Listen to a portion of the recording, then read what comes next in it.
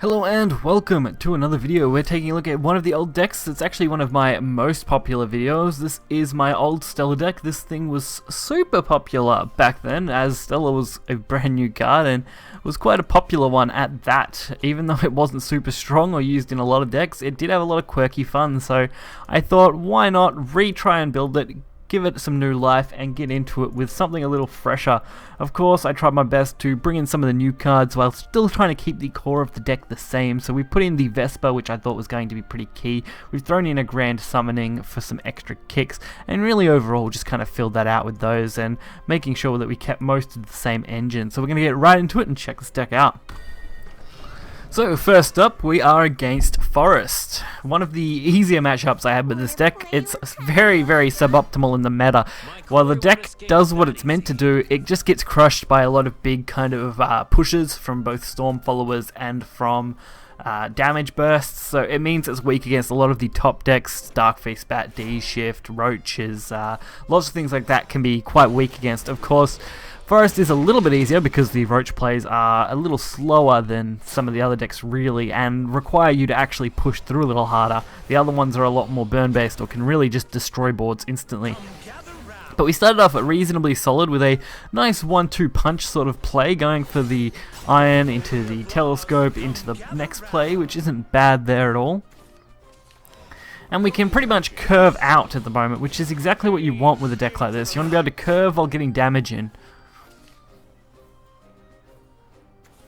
So a Fairy is pretty mediocre, but we'll take it. Fairy is not too shabby to have to deal with. So I decided to push early with the Mage, just kind of throwing it down. I wasn't really planning on evolving it, I just wanted it out there.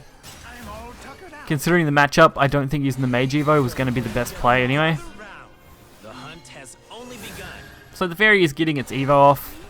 Again, not really a problem for us.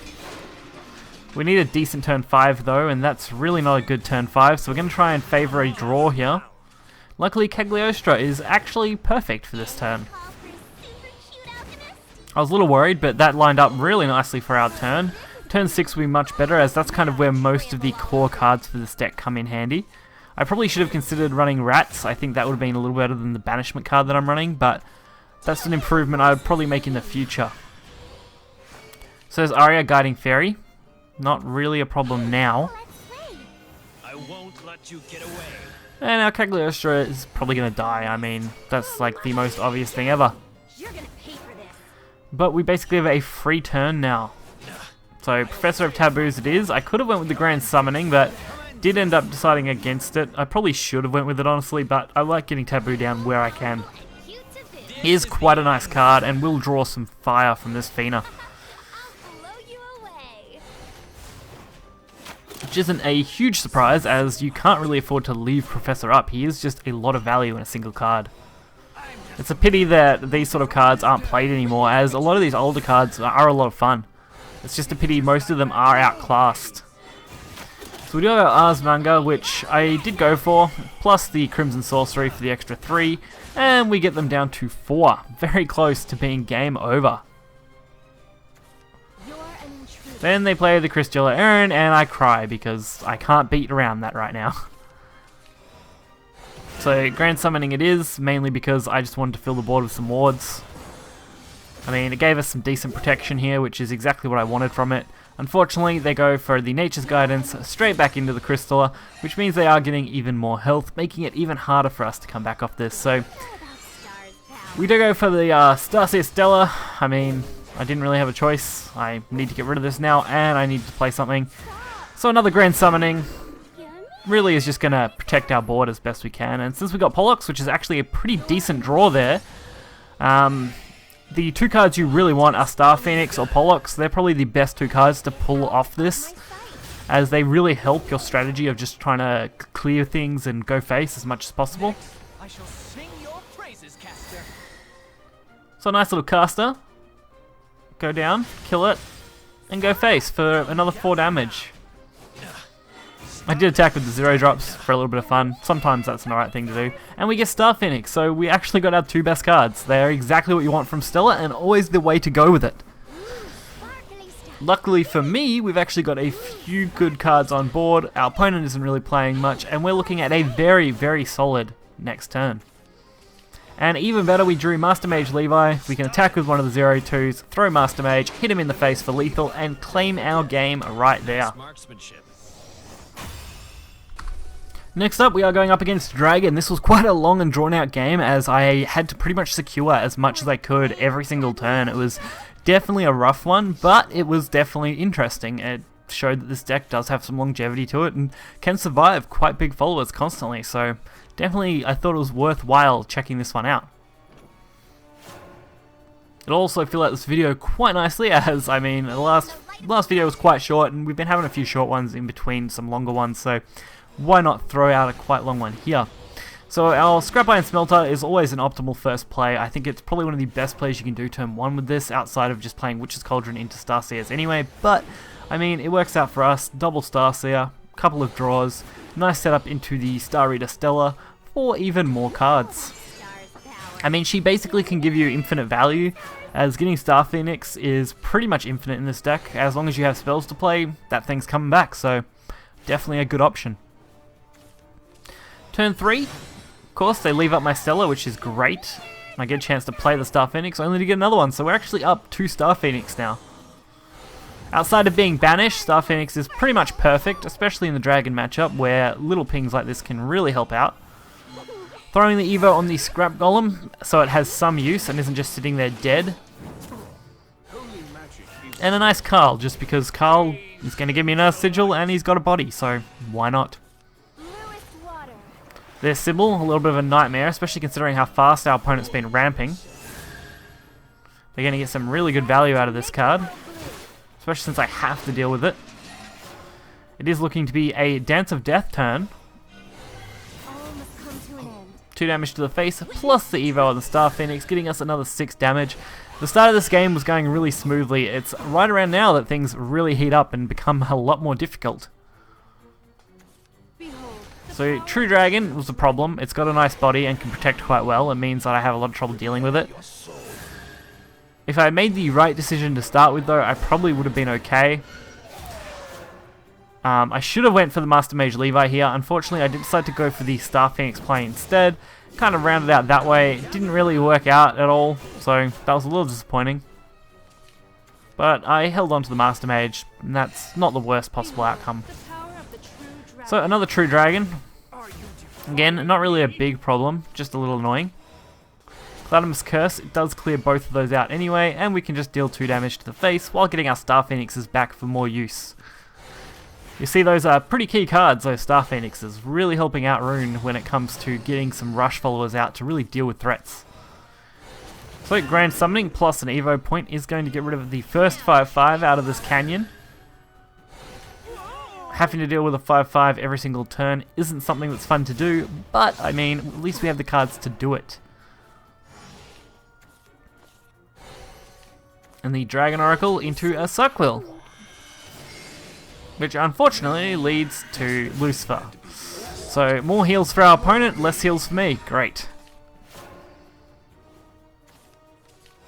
So we are going to get a chance to at least use our Master Mage. It's not going to be a great play, but it's a play nonetheless. Going all face, making sure we can get that damage in. We needed to negate as much as we could.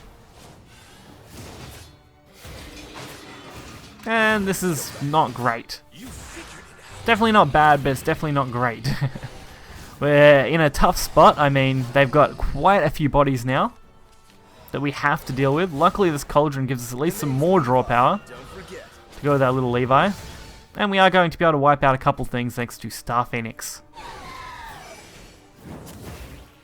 So it's definitely not the best turn I could have had, but it's not bad considering we only left up by 5/2. Which ended up trading anyway. Lucifer, he's a little bit of a problem, as I don't think I've got a way to deal with him immediately, so not great at all. I mean, we get the Scrap Iron, which is semi-decent, especially when combo with Levi here. And a chance to use another Star Phoenix to weaken him a little bit further. Since we do have triple Oz, we want to be able to take full advantage of those, and that's really what I'm going to be pushing for most of this match.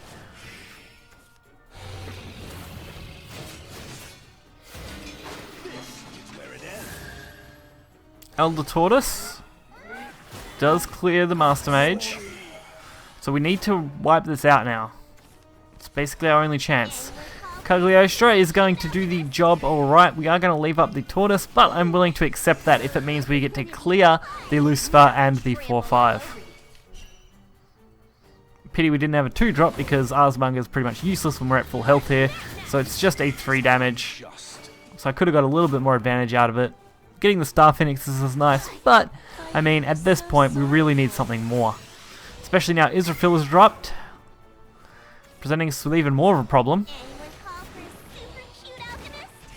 At least they are nearly in the top deck stage. I mean, they only got 1 card in hand, which is pretty rough when you're playing Dragon like that. You really want to have a little bit more.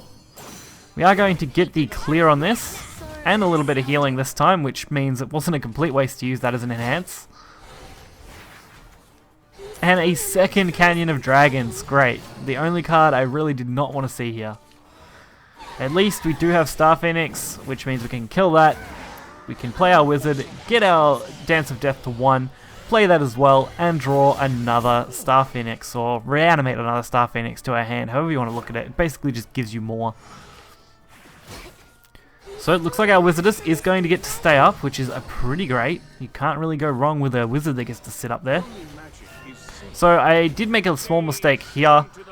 I should have used Grand Summoning before attacking, instead of attacking here and then playing Grand Summoning, as that would have overall just been better. And I felt like I had to go for the Oz. I really couldn't wait on that. It had to be something that was played sooner rather than later. Getting more Evos back is a little disappointing. But, I mean, we've got a nice board. They aren't going to clear everything. We haven't got any spells that Oz is going to banish, so that's all fine. And as far as things go now, we're actually ahead. Or at least moderately ahead. So, Star Phoenix, pretty decent. Into another Star Phoenix. This turn is basically just play out everything we can, so that we can set up our Wizards for next turn to really get a good draw. And go face, of course, because we need them to be on less health than what they are. Fortunately, another Lucifer play. Not the thing you want to see now. So, dealing with a second Lucifer is definitely not the way to do this. Especially since I can't do it just with Grand Summoning on its own.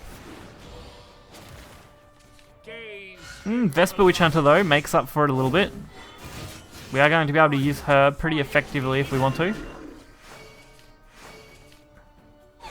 But instead, I decided to go for the Star Phoenix play, since I am able to build a much bigger board, which can pretty much guarantee us lethal, so why not? So I hope you guys did enjoy this video. Stella was one of my most popular decks and most popular videos ever that I've done, with over 8,000 views for the video, which was pretty solid, honestly. That's pretty good for an average video like that. And of course, Stella is one of my favorite cards. She's beautiful and does a nice job, and everything you can get out of her is pretty decent. I mean, nothing is outright bad, it's just depends on what kind of deck you're running. So if you did enjoy the video, hit the like button and subscribe. You'll find the deck list in the description below, and I'll catch you guys next time. See ya.